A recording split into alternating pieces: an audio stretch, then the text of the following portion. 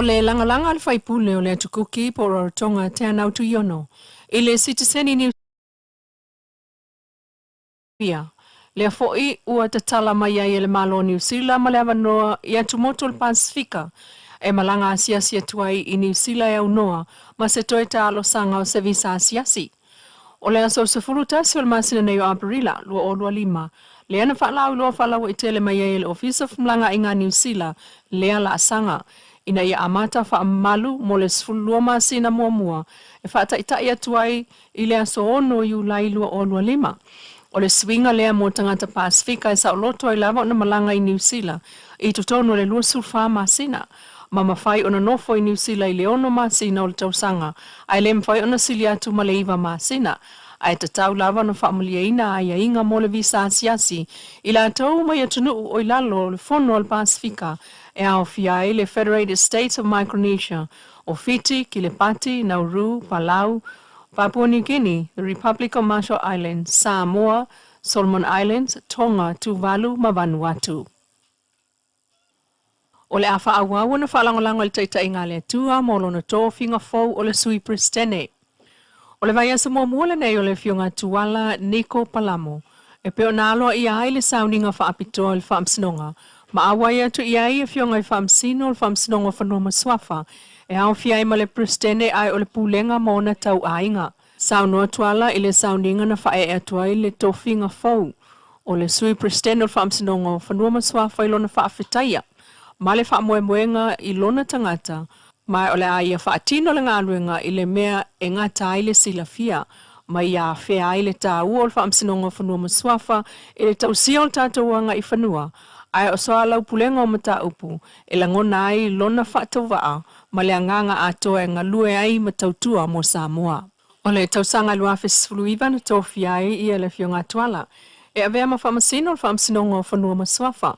O se tamali I wailonga, lona ia fo itaimi ta longa lankapi, whaasolo nei ina vea mapolo kiki, ina ua manu malo mai whainga palo ta tele o le tausanga lua fesutasi, na toa se fulu tolu ia te ia whaipule o le vanga whaupu whai, a le tautua Samoa Party, o lana no fua inga mua mua il palmene malona I tu malo, o faleata se sae. Ile avea yo ia ma whaamasino o whaamasinonga o whanua masuafa o Samoa, lea ua toe whaamanuia ina I le tofinga sui prestene, I le ono ai o tausanga I le ngāluenga whaamasino.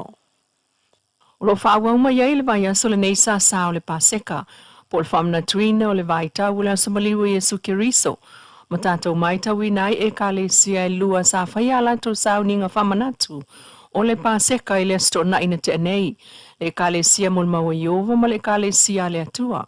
O taltonunga na e na o le paula vale nei o le taimi o le tausanga, e lato te whaatino ai le whaamantunga o le paseka po le Passover, e pei o na whaatino e mulmawa Iova le lolangi atoa, whapena fo le ka le sia le atua, po le taltonunga le e iei le atua le tamama le atua le tina, pei ta i o lo mai tawina iei sina esenga le whaatino ino ala tau sa maanga, o mulmawa Iova e na o le pasi o le whalawa le whaafeteina ma le waina, ai le isi e tau mafa, e peo na maasani mai ai lava, I alato whaamantunga I tausanga umabae.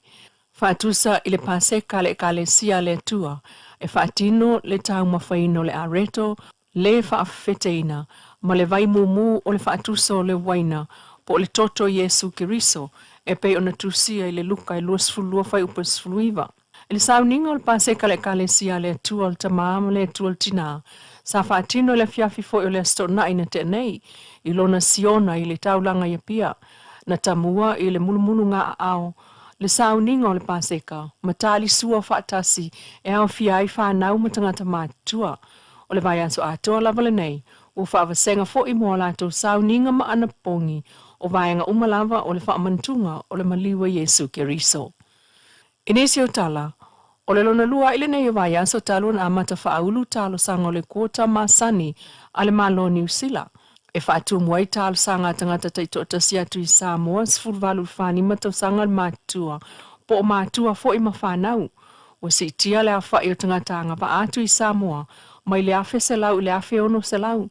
O lo tu maulava le whaingata o na whaatu tumu nei awanoa, talu le whaingata o na maua awanoa whainga luenga o tangata talo sanga, mo o mai nei lava, o lo iei lava I lato na manuia I le sei o le lua le tolu tau sanga taluai, o lo whaatali lava ni ngā ruenga māwa noa o whale, ai o isi whale e tonu wa fuai na whaatu tuai I lato talo sanga, peita ai o awa noa ia o whaatumu umalama talo sanga I lunga o computers, whaatusa I whainga na sawai, sa lafo I le meli talo sanga.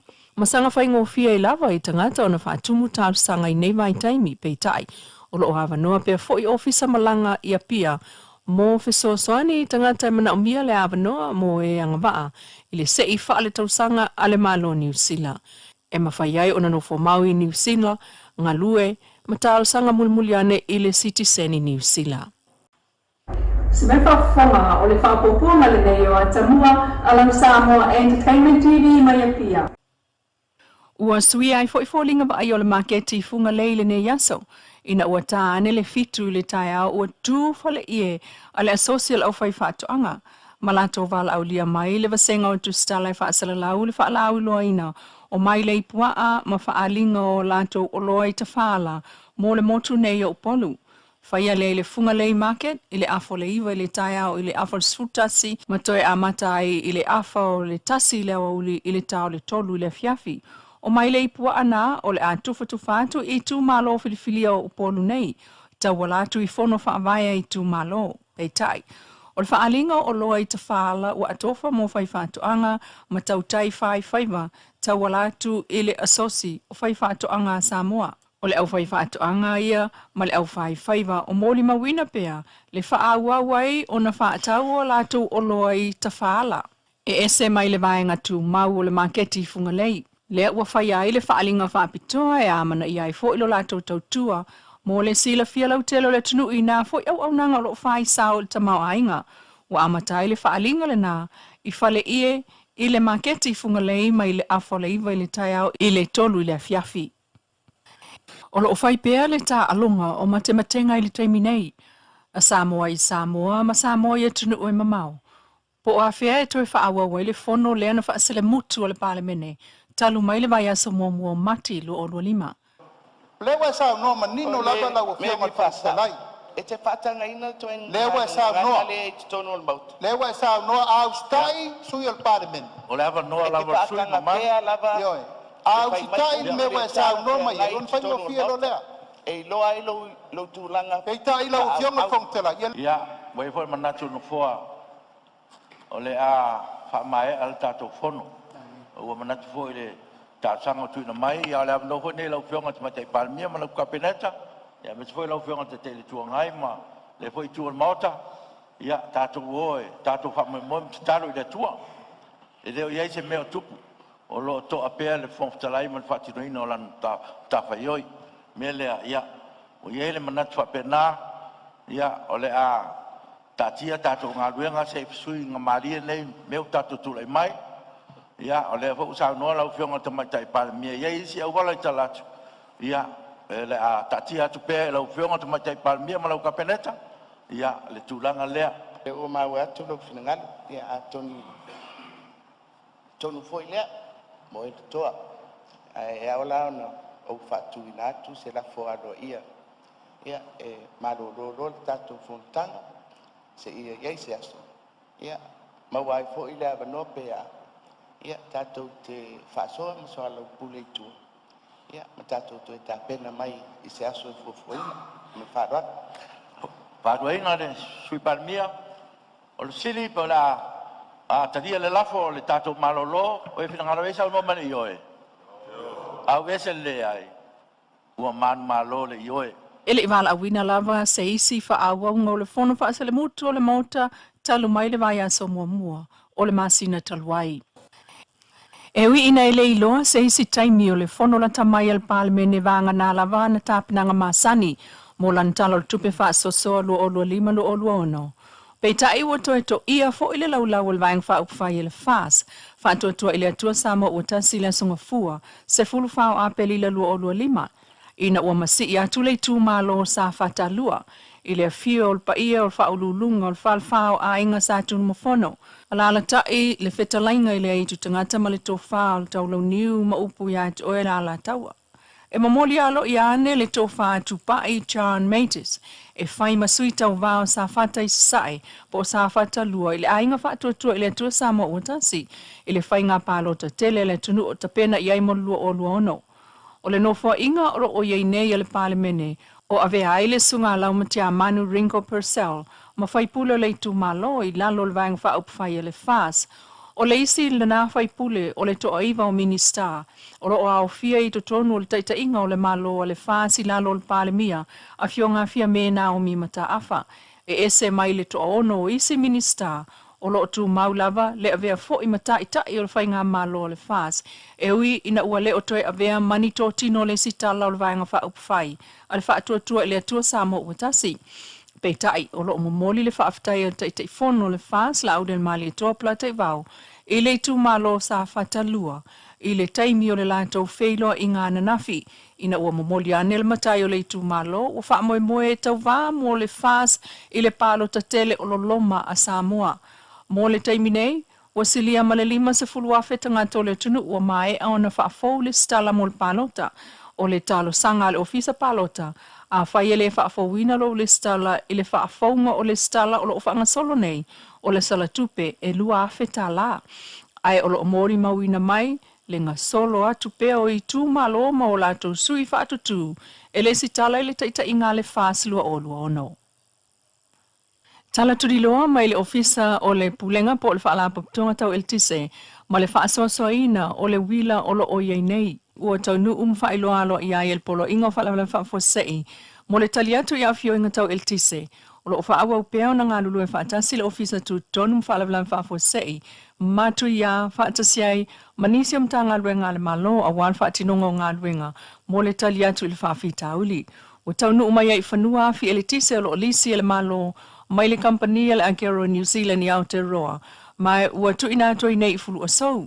O le isi waa ua au mai ai ia isi afi elitise, na taunu umai le asto na isfulu o apelila. O lo ngā luluel whaala poptonga malo si anga wha eltise wha pii ma wha ola umane ya fi wila e fsosoan yai ili wha fita uli ua tula imai ma ia vave ona toi wha fo isia le mo sia soo ma le tūlanga wha asosoa ua yai neil eltise ua wha lawi lol polo inga wha fo se inumeratasi o nisi o vaenga tā ua e au fiai le wha atanga le tu mau o le totongi no tiute mo o loa e wha aulufale mai i Samoa o loa mo le ngosina male fa soso ina tol elitise na fa taule va o februari sulfitu ma apeli la lua iva lua o lua lima a o le taunu i Samoa le so lua iva o yuni lua o lua lima o talo sanga uma fa tasiam pe fa maonia e te tawana tu inatu i le pule sili o le office o Tuesday e ei foi mai inga o le atanga i ai. Inisio tala ua wha mautinoa mai el pulea ongol kolisio vai maunga le sunga whaumuina taefu e te tau lava i leo leo ona wha atino lato i tute mo le pui ngā o tūlanga wha pia e tutupu mai i isia onga i le lumanai. Mauti noa tau o na wha wau pia le ngā luenga malu o le malo. Ina ia mauti noa o e lei le whai unga o le mta upu lea. Awa o le wha le tonu i. E ono wha le tonu fo i nisia onga. A o le mea mauti noa. Ia whai le whai unga tala whea ngai. Ina ia awa ina i toi tupu le lumanai. Ai ia pui ai alo ma whanau. Ale atunu. Ia maise fo i le nei tu malo. O whana wa onga lo o au fia i le ata i lunga so ta inga tele vave. Ia mionga e le whaatanga ona whaatino e ni whana wa onga. Wa ave iai awa noa ea onga mai iai i o lantou a inga. Taluna mōli mawina e le pulea onga. Olo o iai lava wha moenga i sa vaenga o i lantou pea onga mai pea i le fale. No whaaso ai fo i le taimi o tua nai. Tau le result o le media mātou i le o whaile sua ngai. Stili le tau i o le tamaititi i le isi level. A le tamaititi le laia onga mai le fale. O awhianga o whana wa onga nei ua tau walea atuai ma le tōninga al kolisio vai maunga. Talu sa o latou ofuina tōninga ai o mōli maule ali pule sa le tatau ona ofua onga i latou. O le mea moni ala o tamaiti e le tatau ona ofua onga. O le mea la mauti noa na whainga i tamaiti e leo fia. Lae vai mai tamaiti lae van por kalame o lai ei o maale to tele o tamaiti. A o latou le disadvantage i lai tua. Lea la wo i loa whai le mea lea male mafau paunga. Ia whaaleanga ai le ngō lea onga. Ele i maua statou taimi e fsilingi ai le whanau lea na salalau o latou wata i lunga o le Facebook. Ai o lea onga lava ia vai maunga o lo solonga le leipea na polkalame pe o na mōli mau e le li pule whaanga solonga o le tausanga lua o lua lima ma malo lo ai nei mo vai aso e lua o le aso maliu. So i fua manuia lau whaafunga anga nei fo i tūla o le fiafi usi mai whaafunga o le whaapoponga le nei o atamua a le Samoa Entertainment Tv mai a pia. O toi fo i mai i Samoa le polkalame o le soifua manuia Medical Mission a le ofisa ambasa o le malo Amerika i Samoa. I lana whamtalanga whaalawa i tele o tā uai le malanga mai o lana maenga o le ami whaaleo leo lo na awhia iwa se lau walu sulfai ngā lulu e whaatasi ma le maenga o le soifua malo lo i nā Samoa. E ofo atu au nanga whaapitoa ma whaatula i mai se malo si anga i whaatino i ngā ruenga e so o tanga i le soifua manuia o tangata. O le polkalame le soifua manuia na amata mai le tausanga e lua fe sulfa e atangi ai le tomai whaapito tangata Amerika le au nanga le tau soifua maloloina whaapea foina fsosani mai ai i a Samoa i vaenga tau i whale mai whale leo whale mai i tua ma si tia le lava sauni o whale mai. O le aso lua le aso tolu sifulu masina nei o Aparila e mawai fsosani mai tangata whaapitoa nei mai Amerika i mautanga senga so le tunu umo whaataltal noanga. O le soifua manuia mission e langolangoina la asanga tau i le puipuinga o le soifua le lei, ma le vainga o le tangata ua afia. O la asanga whaatino o le whainga o se tautonga o se mai, ma o onga wha al soifua maloloina. O le ono se fulupa sene o ainga whaifato anga a Samoa, lo o afia la tau watina e pua ai vau, ma amata mai ai e le taita inga al whainga malo o iei nei e le fas, whātua ele atua Samoa o tansi ona whaatama ia mea i tua lo ai vau. Mai lava i lafu e o i tanifa o le vau po manu o sili nifo mo le suatina i lunga o whai mataamu. Ai o le te atu i fili e pe o ta i whau matangata. Ai o lea o la matele ai nei e tau le o nu o i tū malo uma e 5 sfutasi o Samoa. Malawi lo ai le metotia ua whaau ngā nei, le mai le e le langa mai maia sapani. E peise upenga ai te tau whaita i namu, e sisi ai whaafanganga pua ala loifo. E whawhanga i ai mea ola mōni mai aso i whaamasani i eise lafo ai vau. A o il taime whaapa ui foi i lalo le mai le neti. E siliel se fulu ni manu e tau mia maloka ai. O le si tia o le whaitau o ai ngā whaiwhaatoanga Samoa o lo o a awhia pea tina eipo ai vau. O ngā lulu e whaatan sei fo ile asosio whaatoanga Samoa mo komiti whaitu malo e whaasafua atu iai mai lei. Pei o le silia le lua se fulu lena tufa i le nei vai aso. Mo mōli mau mai ai le minister fo o whaatoanga mwhai ngā whaiva le sunga niu ava eti malolo. I le taimi nei o lo tu mau pea le pea o mea tua o lo whaala fua. Ma whaafita uri o maonga mo whaatoanga i o tātou watuno. Ua whaale ai nai le tele o whaatoanga. Whaai titia ai le mau o ta mako i ta iuma.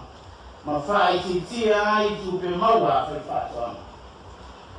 E tu sai ma le wha maunga ma le sai linga ta whaatoanga i le tausanga lua o. E silia ma le ono se puru pasene o aina whai whaatoanga. Ua lato ta ua le whare tonu ya lato wati na e. Ona o mea i tua o lo wha ma o se ui tau ua awhia ai o tanto ngau mo ati na e mo se soifua mnuia. Minister whaatoanga ni wama eti malolo. O tū manga i whanua Samoa mai anamua. O lo wha awau lawa nisi o whioanga. Awe i aile lātou whātāua ma le puti le tau singa o le tātou nganu. O vaenga ia na maua mai aile tele o muanga ngana. Ai o le oa ai o le ngana Samoa. Ai mai se lawa i tā alonga i le tai po o whaatau tainga. A se a whioanga i eise matatasi o se lepa ngā malie. Ai o le whaatinonga o le alele. Pei ona mōli mawina mai pea i le whioanga leo manono tai. Ma tātou whasilingi ai sa tasi o tama whanau le whioanga o manono tai. Le sunga silupe whaafitai. Foi manono ai o na mausa lea sa masa niai o le alui a lele a le nu. Po o le whaango taina lea o le i asa. Po o le lau mei. Ia peo se kuma se ua masangel mako ule whioanga mangongo. Uyang ule kongo mangongo ia o le peo o le whaivalea e asi ai malo. A sa ungi le mu e masi i se meo i se asinga se ai kalesia pula se me fai. Ele mawhainga misi. Ele mawhainga misi le whaivale ka penga le whaivale a kaulelea. O le ale ngō le whaiva? O le alele. O le alele. O le ale teime alo e le whaiva lea o whapewheo na whai? Ia o le whaivale whai kua au ma whai luma. E o kaulelea le waafi ia. Nga kuri la ia. O isi whainga o le whaivalea e ave le meo lau ka muka fola solo i kua au. Pe ale ai si au au e kau iai. Ma e kau kuro si au au fuinga le meo au au le sami i kua au ia i rolo ngai koa i ngā lea. Langa meo le au au? Me i e koa le sami o meo fuki me pi e koa i fuinga le au kua au. E meo ka pai e meo la bisi. Ia pi o mea ngai ai e leina. Ia e whaasangala ngai e le vaar kaukai. Ia o i ngala e rongo fia le i leia e kongo o i ngā fu e mapi e leia e koma ia. Ia o i ngā fu e velo i leia e ilanga kau e velo i leia. O tau le e whai le whaiva. O ai masainga o se i whamakala ma le whainga le whaiva? Ia o le whaiva. E le so ngā anu iska ngaka e le loa whai se whaiva. O sira fia ho e alo whionga me e le apeo mangongo umai wha ngoka. Ia ia le au kaukai wa wailonga le whainga le whaiva. Ma le whaiva fo e le kaupulea hunga le pe kaupule ngisi wa a kaupulea kia ai pe whai se kala ia e le anu se whaiva. Ia ia le upasa mafunga le ua asa ma se mai mau. Se i wanga ngā kaupule sawa i e kaukai. Masanga au kaukai hunga le au le au aku soangi. Ma o la so sa whaiva alo. Ano nge vai kai i ua whaiva afi. Whai ngofia whai vai afi. Alu la ia whaiva ia e kai fiangi ai maua. E ova ma kai se fulu mon kupu. E laua fika e kaukai wai alu whai amal makai luan va. Fika ho ia o le whaiva i whai ai le kausi ma le nguu. Alo ngau i o malo fika ho ia e lolo walava wa e whakaukai ma le aso. Ngau mai lole i uko i asa ia o le alfa ingai wha whengo wha mama.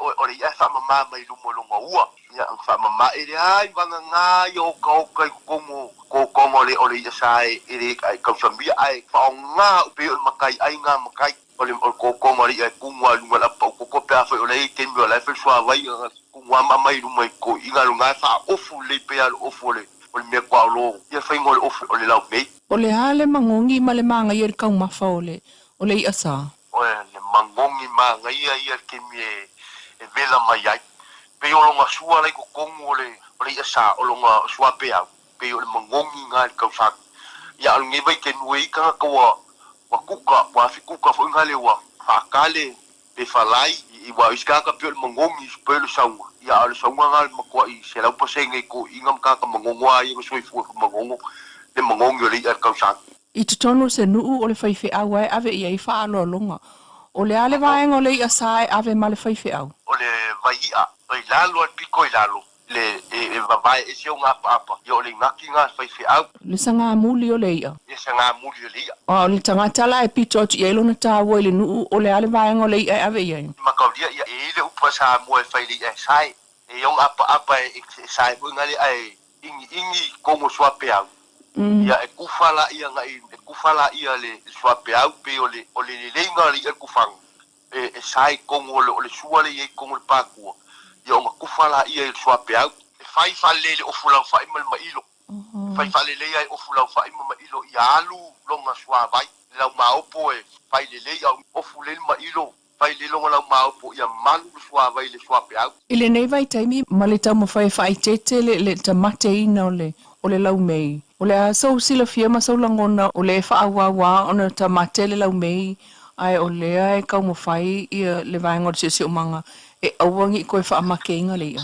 ia mo le ia ka ko mala ma umala manga kauma le me o ka fai ngeli ia ol makai ai male ku male angol mako mangongo pe o kofi mangongo ai ngal kai la ko wa makai ai mala ko wa ngang kaule le singo fongo me se foi le alo foi fongo malua mangisi fongo me o iri le misi langa au le au le o ia sa e se vai me o manono tu fuane ia ile lau mei o sa yai kai mu lopa ngai me nga kufu ai kai le moku ai kai mu lopa e sa ele vai ter minha o ka fonga mo ya a o ke minha mo ya pai a ke minha eu vou foi o que kanga e ka ilo yai mai ke minha wa wola mo ke kanga ka fali lolo a inga sa mo wai fu lo milas se fatale noanga ma le tama whanau le fiu anga manono tai sa masani ona alu I whatautainga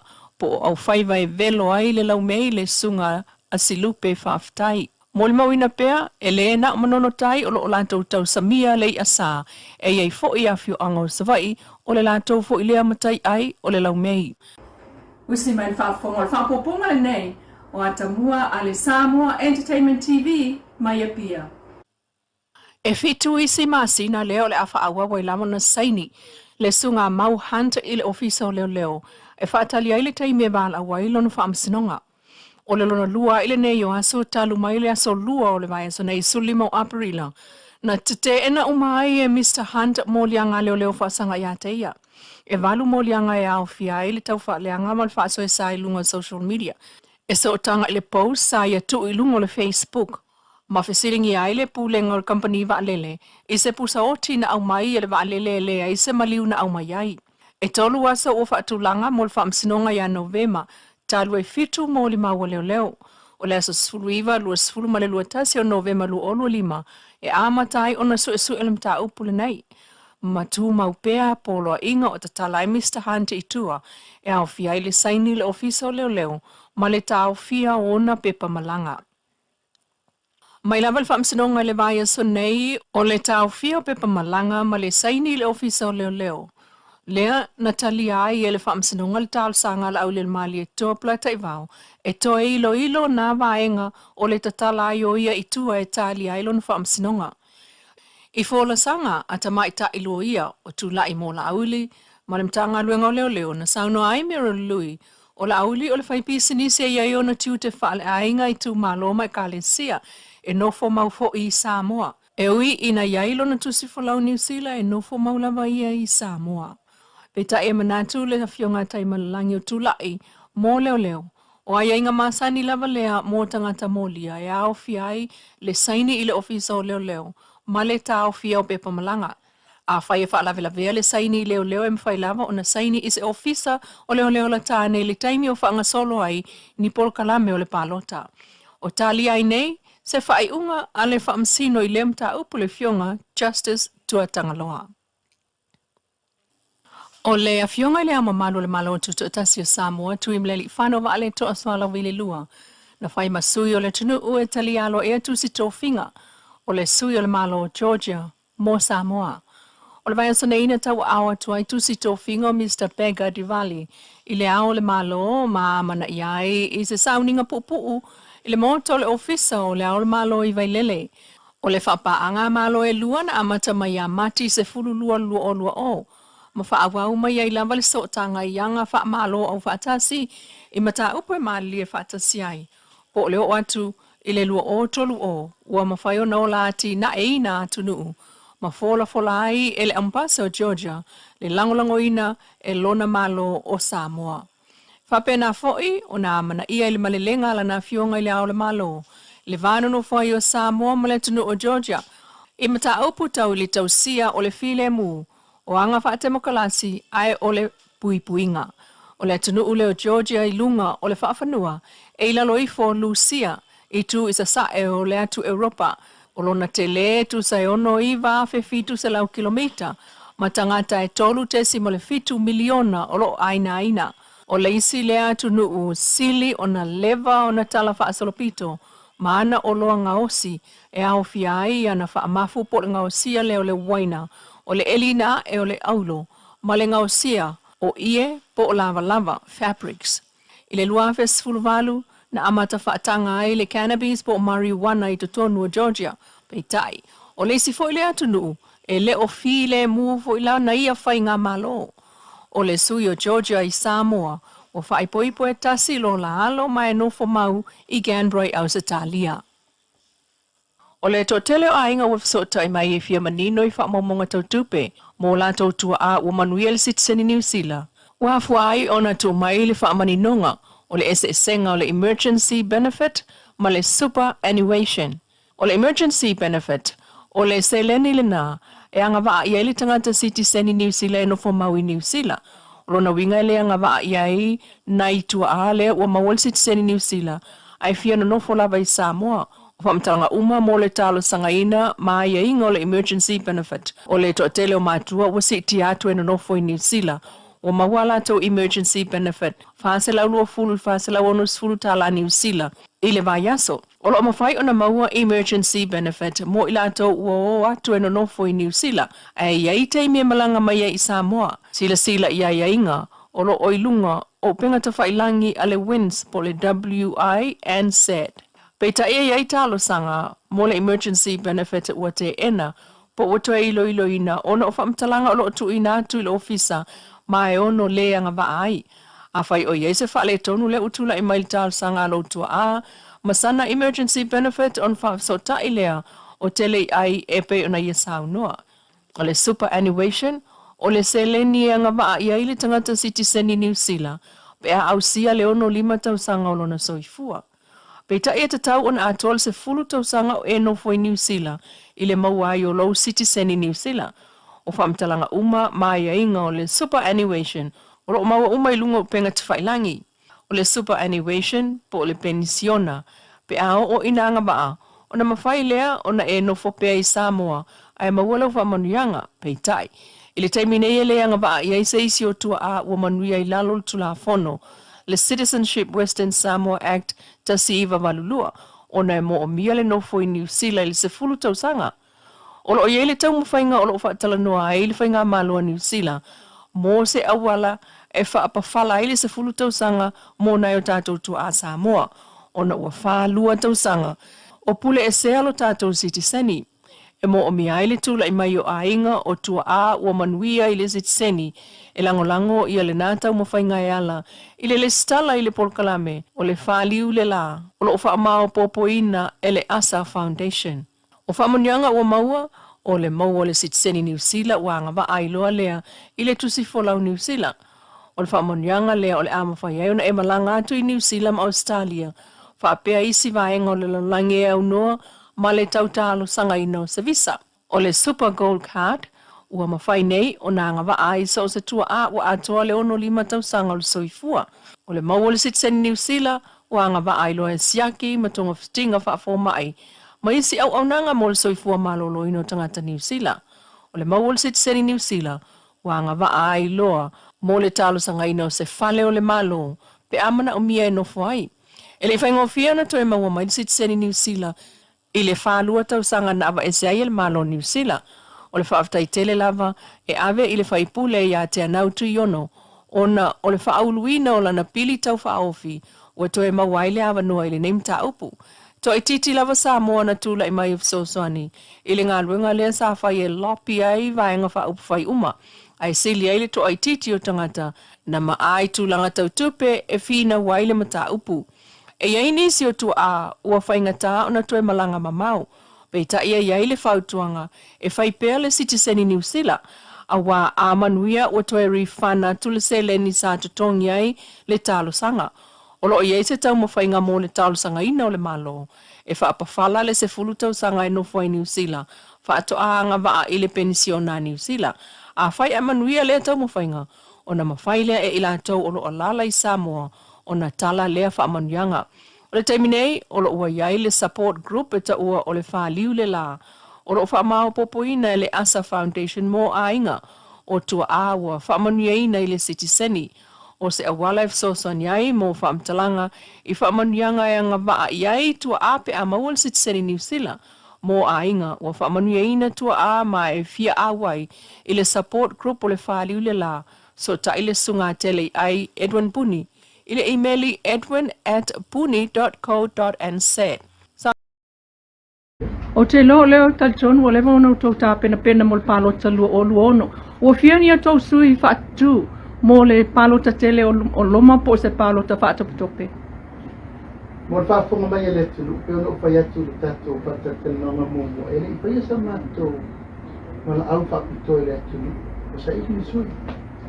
Ai na tupu rol mere na tupu Leilua ia ianua. E o wai atu laua mai soli. Pangai mai le atulu, mo le sile fia. E 5 sultasi tu mano. O ato tolu sultasi sui fau. O lo tu mau les vos furu le temine ne. Al tolu sultasi sui fau. E a fia isu yo to su 5 lea ma su yo to. Su valu yo. Leua. O iai tu malo te to tasi. Whaftai. O ai tu ai ngā fōlinga o le tala tupe whaasosoa. Lea tau te tali iai. E tau te talia, ma le talia. Ja, se io mai tala tupe. E paual mele mato te tau ki iai ale mea la vale miliona. E le te tau na le atoa miliona. I le tala tupe le la tasi tesima le vale. E te tau na atoa le miliona. I le tala tupe le la le 5 miliona i le tumalo. Tala tupe le la a. Le la alunei. E au mai e ina le tasi tesima le valu miliona. Tasi tesima le vale. E atoa i le 5 miliona, le 5 tausana. I le tufanga o lona wha. Lona wha lona 5. Lona wha lona 5. Longa 5 le whasi vaenga lua se la wafelenga mua. Valu se la wafe le tutoe mai lua se la wafe mua. A whail. O le mātou te whātari. O te tono le taro tupe le tausanga ni e tauna sa wai le tasi te sima le vaki. A whaila tau te tanga i atu e le sau le tasi te sima le valu le talo le tupe whasoa le tau te whaatari tali uma iai. Tau te talia le talo le tupe. E mātou vai ili. Se i o mai langa ia isi vaenga lau te tele ia sa mātou tari noa ila. Tatua fufuanga le whatuatua. Wa lepa na whaia mātou forecast mai tau sanga mo mua tau sanga. Ala me leo mātou vai. Wa soi. Ana mātou o ese mai lava o le toe o tato pe meni o ita lapu. Se lau miliona sa ia. E wana leo no sur miliona aisa. Ano ai le to. Ia se lau miliona le mesa umana. Na assess i le 5 tau sanga le. O lan mafuanga. Ia tuli tato o ita. Yo o atua tato pa uma o nalo i ki lia le credit rating sa.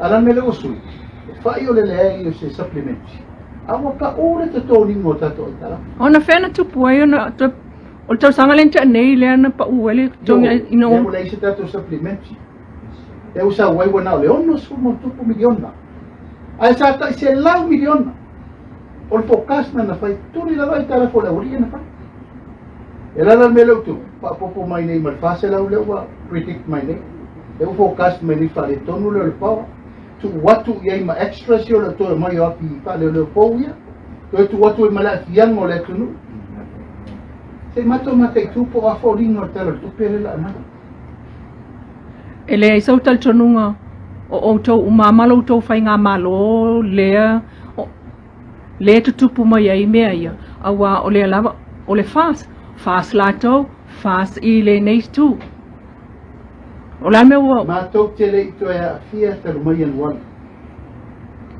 ele mawhai lana mai o latou lape tu mai unga ia matou o mawhoi na matou a ve sea malvanga whaito ono le mafua I pisa o ala whaafita uli lai a latou o mela na chini le tulu a le matou te tau whai fofola tulu matou anava le anava tau na whai le anava le na tau na muri ta iai la mele utu o te ia ua oso isi nuka upu ele I lalo le anava tau te ia upa popo ni tanga luengo a onga te upa ma popo ni popo le tanga luengo ele te ua oso le terminal la le whai e nei ai ni me whapena na matou tau pule le matou minifeso nena whai ua whai mea ele tala noina tulilo atu to ai vale ala vai fa o pea o le ala tala la tamai wale sa e sa no mai talwai se I ai se taimi o le fo o le lu ai le nei o tato feilo inga ele ita mai a po le ale po fe o pe ai le to ai vale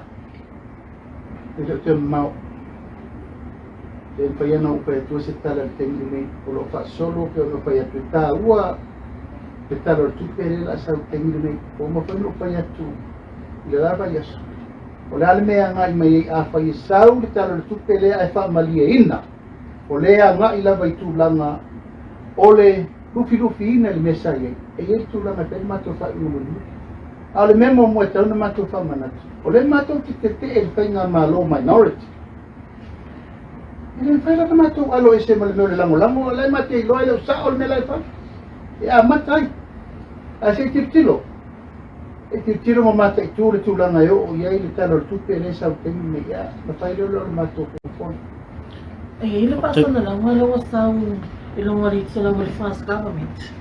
Papel mai, ele vem a malo fifilia, via mesmo lá na capineta. Olha tu angai, tu ele é para lá na banca fai, o outro, ele outro é bem ma sui, ele vem a malo fifilia.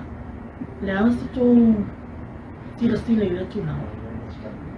Olha lá tu faz malo na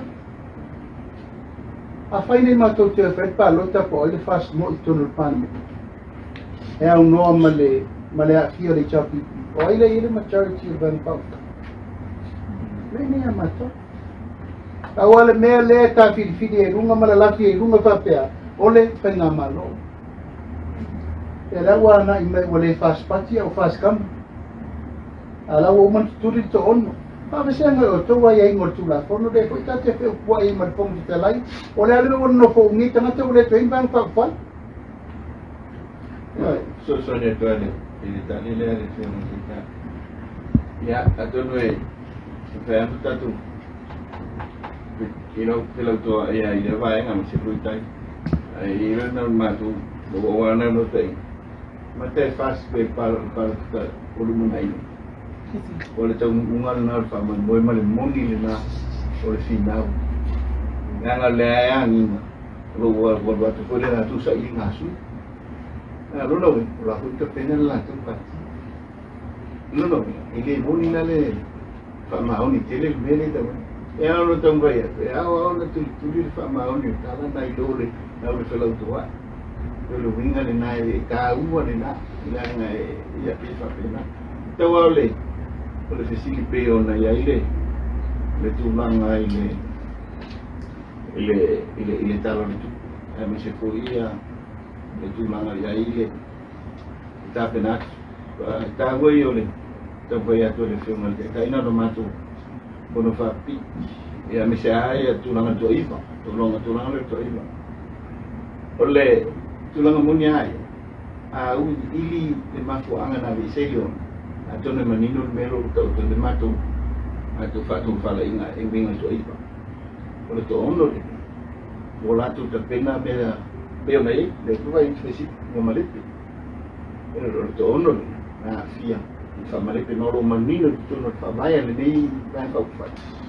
Lu whaia ni ngā rua, e uno malepe e paki. Nena, e whainga tāno mātou whaia se whaai unga i lei. E lo manino i a unga poni mea o soki. I le mātou wāwhia ngai ai. E tuso tau singo o no malu vai whauwhai. Ko le ngāra tonu mea, mea la i a. Whaiti te hui, ko lewa na ia a ili mātou ngāra whapena. Ia ina nei, e ao na rātou sori ni tūlanga i tūtonu. Ia o le whaamai, o le whaapai. Mai si te lo mātou ina whai maritotoa. Ia le tūlanga ia i whaing tāwhai no tūla ima o ese. O roi lalo te ina. O lo tau tua le mālo. E tuso o le pālota. Ale maritotoa tō. Ale o tātou tūli mata, ia le lua ono. O le lua ono. Ia e to oto ila mi o tono mea umane. La ngā whaloa. O le o te na inga tele lei e le sauno mai o le tūla o lātou o le pās. A o mātou e le o tole. Ia, se kako o aku le temio, e le koe mauta ngā pipiringa le tu. Awa e le mawhainga whauru sesi al vaenga le ko Sulima as a candidate without the endorsement of the leader of the Fast Party. Lem fight, no can. Sika ko o aku la yei. But I predict, Leilua Leilua, ele whanga whamarwalea. Como veces la copaki e o mor paroka le mga a fai foi o independent, it'll be damn stupid. If o independent now, but they have to affiliate with a political party before you're sworn in. Stupid. Balea. Yeah, or kaya ko nga, o leftena ina tele na al solution nga. Lo fiong te te fono e lua o fesiti manua moro o vanoa. O lena pa ilo sa unonga le tūlanga o whaafita o le lo tūlai mai matutupo mai whanau a onga. O whio i ele tō whaalo o whionga mare pai ngau whai. E leo mafu anga o mene o tutupo no le tō ai a te i o le atunu. Ma lau fesiti lona lua lo o whionga tō i lupe o lena pa ilo sa unonga e whaia ina tuila e pai whai ngā pālota au lena te pūlea i ale mālo. E ma whai o na whalau i tele lo whinangalo i lau sa unonga. O whia ni la se pine wha mau le tūlanga le pēne sa unonga. Male ngā whalo. Ia, ole lau pasai, ele se nana naki patoa pe watoa, mai le fasti watoa tu. Au matua tuku lau wāle, temi nei. Ele a bea la le mato, le desi wha le vai mwha whaile, e te tau whia na lung, oi enforces. O ai, pesili a tato, borders, leu, securing the tako perimeter airports, palimeli, taile wafu mo me oi na tato te pisili. O se whaapita au le tau tato te tilo mo i ai tulang. E leo wai tuna ia, o leo wapena na matua, oi na, o who is obligated? Oi la te tau na whai. E leo tato wai, sa tupu tato te. Sa tupu tato te. Sa ini me nei papere tato teni o tato wao. Nei hai. Anan me leo ye. We allow it. Ona upel me no. E o me le sa tai pesili mai ai tato le po ya turu. Leo. To vai sa no nature. E pe ia lai para via. To vai teni. O sa ula to leo. Wa vai wo ya le ala ia. Tu lo lava. So se patia na ia le ala, ma le pea. A mata mai lava le tu to tasi, sa le tau tua. Su e tu lo na va no le chapipi wani. Na o me male pele pea. O vai tu fa na le lava le lava mai lo fi pale. Ia lo fi tai. Angu fai sa pati. Angu fa tu sa pati. ma vai pe yin tanga te lango ia te oi pa tu ina oi al mele ma pe fili ne vea oi matenta o l'altro finga lo se non può tenere so ma wish fili e la to me vea ono le fa tu tuana le fa me lo fie pari ta lo fai ana o fie pari o le no pari isi la meno umane sila le fa lolo na ave le ia fie me oi mau so nei oi na mo mua sik ni lime le fie me tenta ile wa le ma lie uma isi ma to vai o fai al vai uma dalla totala la fai me che le se la te ai to te vai le mau fie me le lu mo le si poi pa ter no ma sa no ai le temi le mamma no fina na ile fa lolo no fai auto vai le tario fa lolo o tau vai le tario fa lolo o matua I ma sofai le ainga na matua o fai patas ia fa pena se tala o le pule la tule karen sa no ia dasi le tato manulau si sa no ia le ustaria o le maletro fast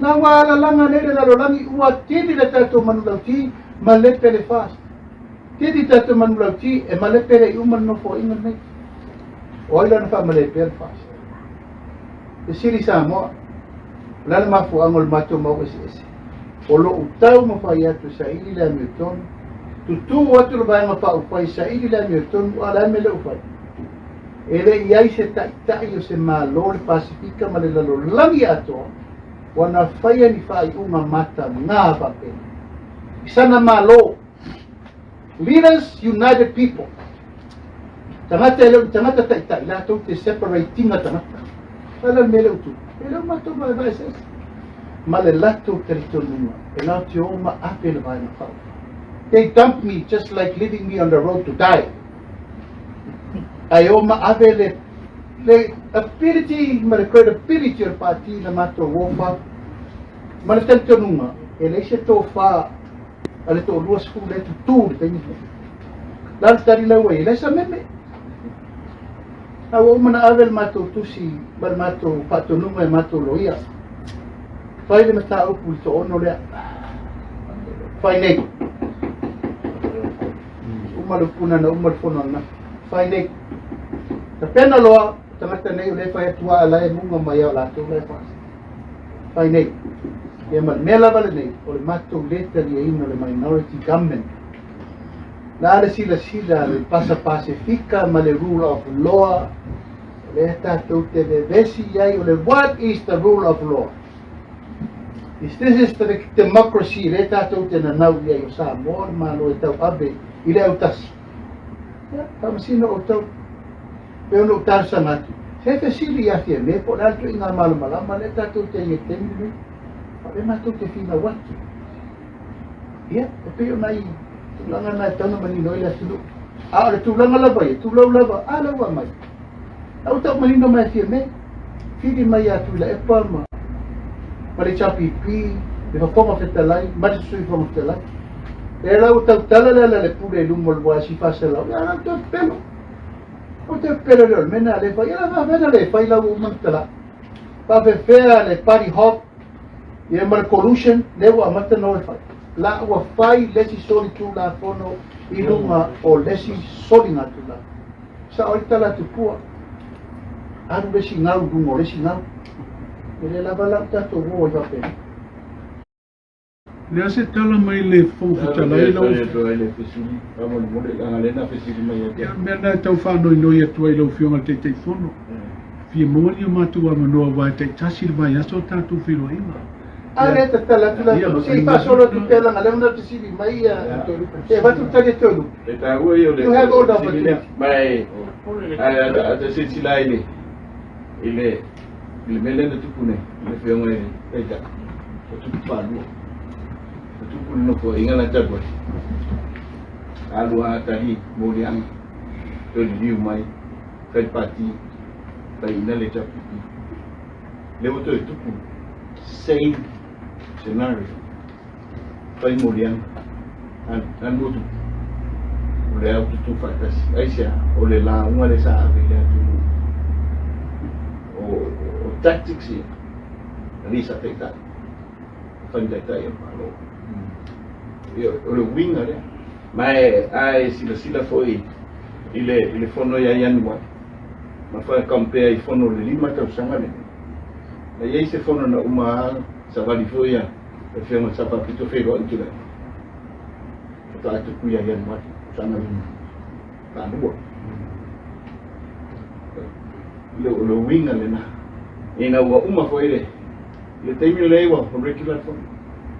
Na we usa no le pole le tu no usa no mai. Na tau te fai mai fast o le pole ia mato. Ala o fai mai. Abi ole. Padmen ko ta lai mai. Le manatu ia mato. O mato ni yo na palo. Tu lai. Dah tai. Winga le tau fai ko ni. Ina ne ko mi sapel ta tu vai. Ta lo fai se ta tu. Ta lo fai se.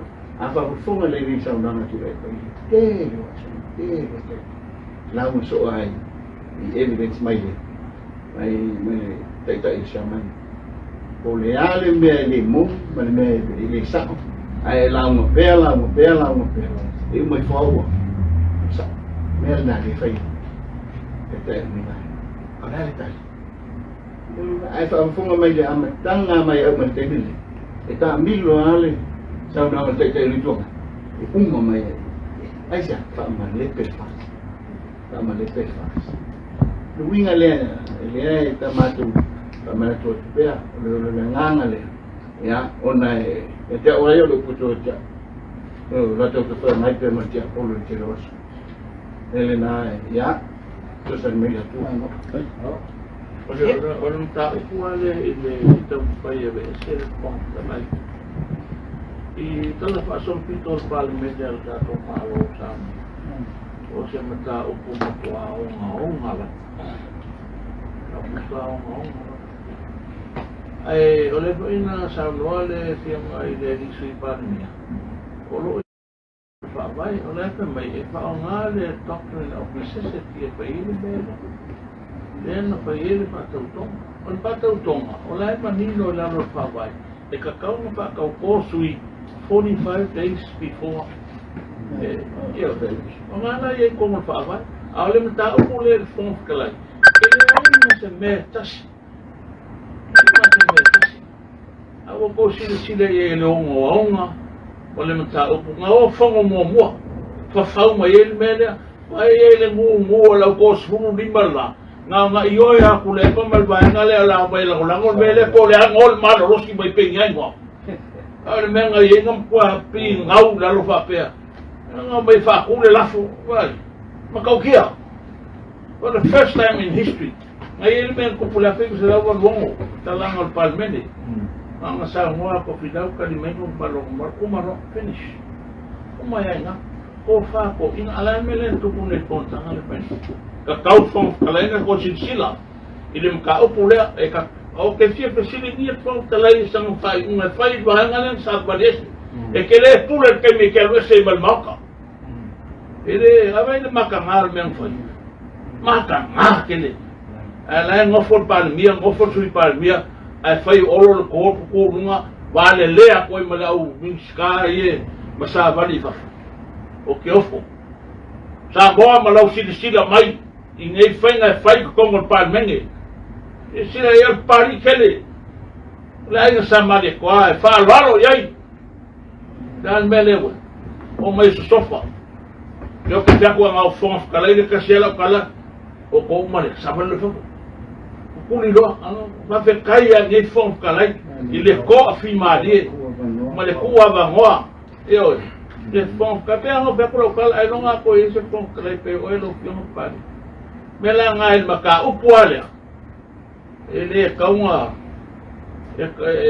kaunga ko fe momon ka upule Ai mumuan ka pule ola komun me wale fe mai ele ko fe fongo se o mai ese lo me la con ka pe pai a manga fai a mai se kula fongo e que wai fa vai ma lo que ai le fongo kalaita a manga o al kemiani there's nothing se me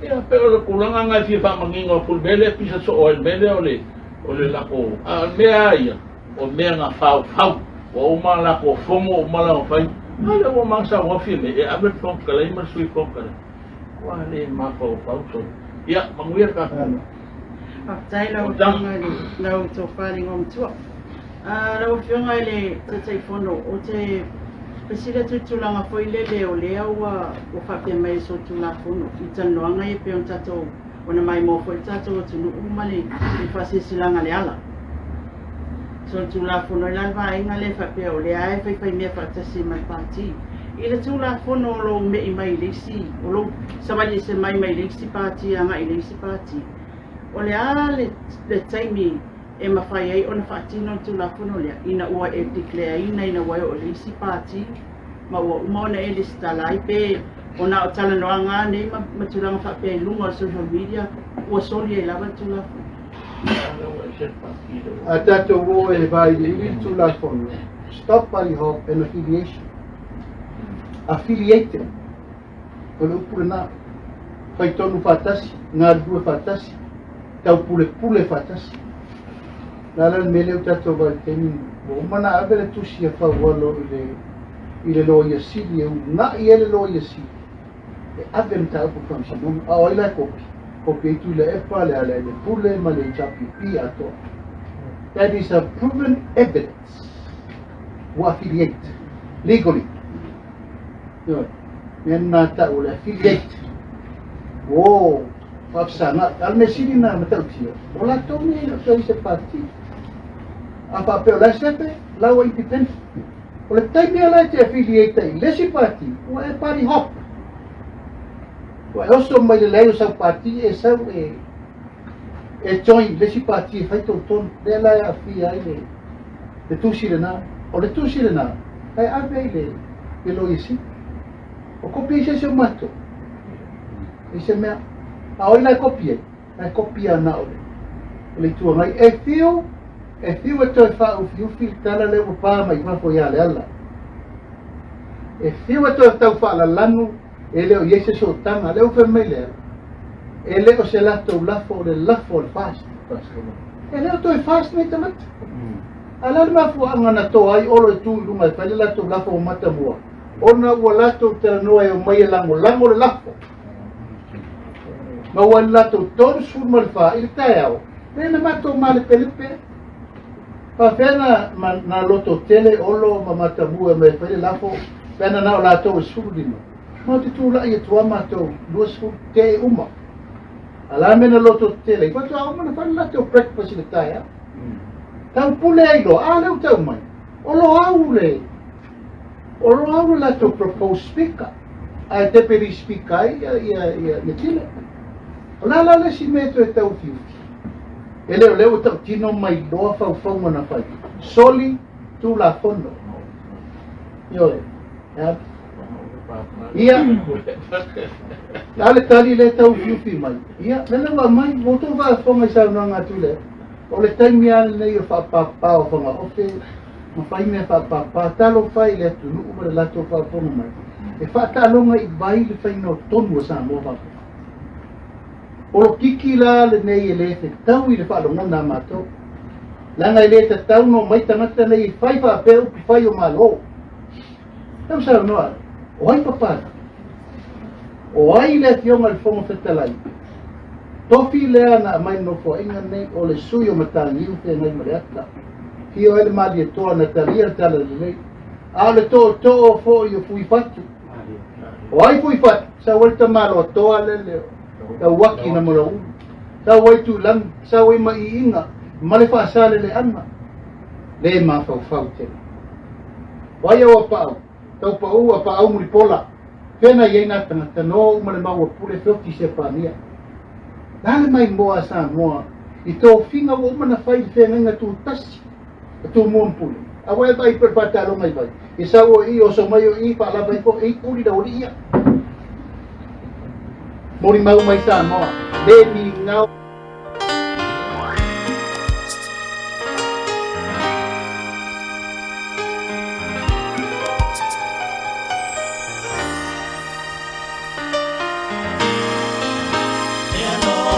Yesu ya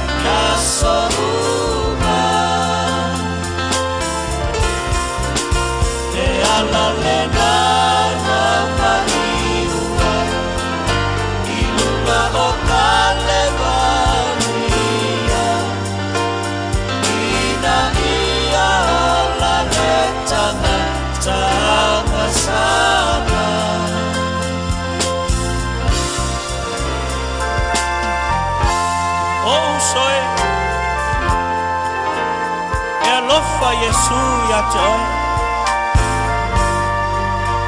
wa manua oia ona waka towa mionia wa momo oia ona waka to soli tula fono oile tangata o kale mawia ole ano le tua soli fono le aise tasia lofa tusa malona lofa Wawa tuina kuia lona ola Esui ai ano mo Saunga ai Ilona tau tau ai Utape toto Mayona fofon Wanafo a ilona Elofa Yesu yate oe Elofa Yesu yate oe Elofa Yesu yate oe Yasoruna E ala lena na miwa Ilunga o kaleva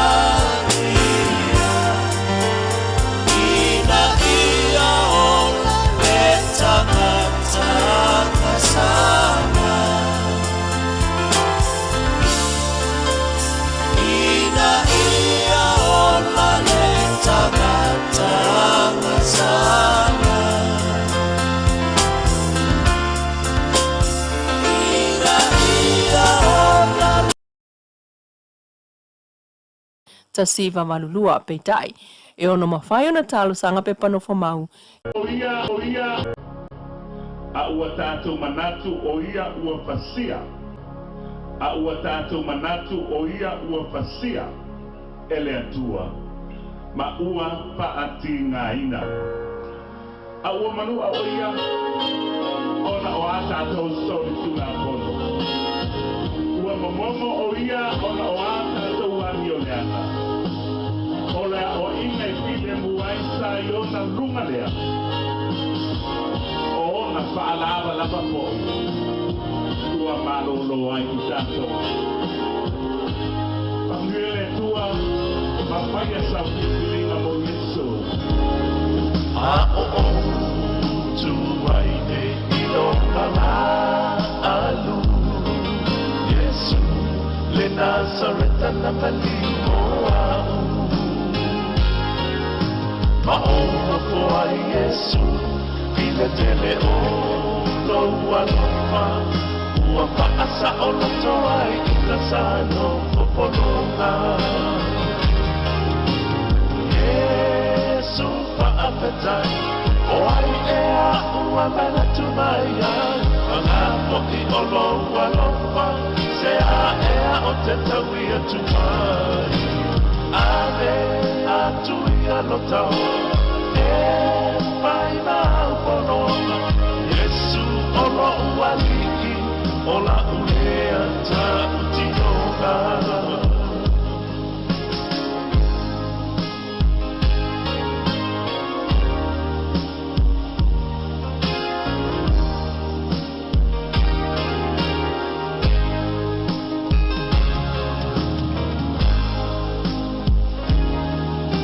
te mana tuaina o ke te semane le pusibio na o ona wapaina ta ona tau ave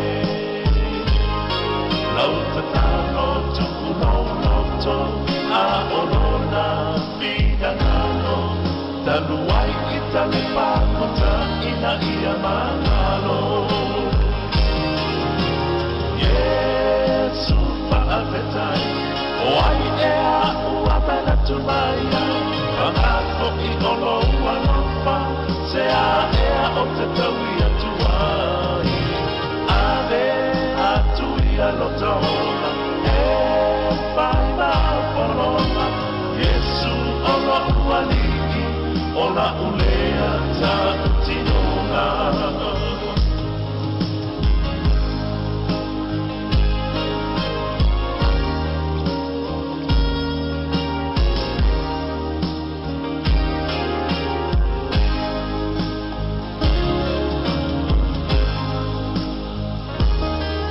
Ia ave ana salama pa ano ana de se ta e pa amana tu pea so o se tau sana Samoa no uatu uke te leo la monaina le matui malentina na ia tau aveina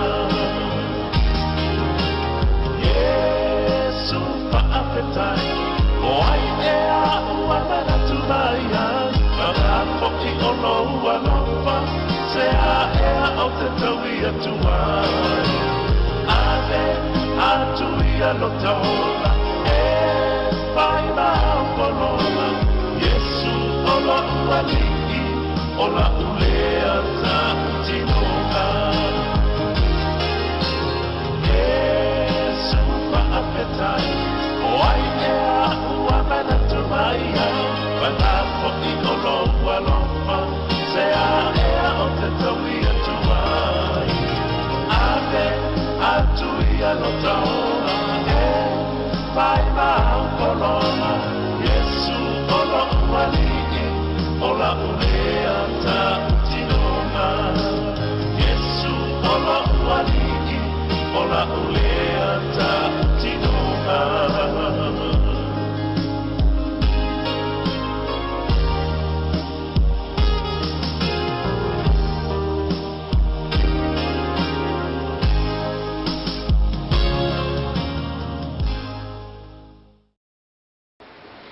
Haftai lau whakawhonga le tautua whaiwhai pēa le Samoa Entertainment TV mai Samoa. Ere nei fo I tūla.